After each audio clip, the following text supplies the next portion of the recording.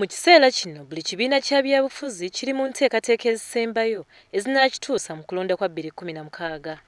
Wadde nga kyo ekibiina kya UPC ekyokwegwanyiza entebe y'obwa pulezidenti kyabivaako, kigamba nti kino tekitegeeza nti tekigenda kuleeta bantu baakyo okuvuganya mu bifo ebirala.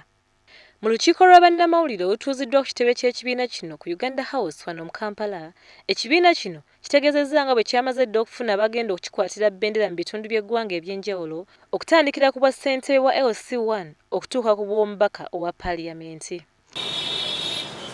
Ebifo eby'enjawulo mu Uganda bikyayongera okusaba foomu zaffe, era tubategeeza nti wakyaliwo eddinisa ery'okugyayo foomu. Bano era balaze obutali bumativu bwabwe eri ekitongole ky'enguudo ekya UNRA okugoba abakozi baakyo bonna gye buvuddeko nga beerimbika mu ky'okutereeza enkola y'emirimu mu kitongole kino.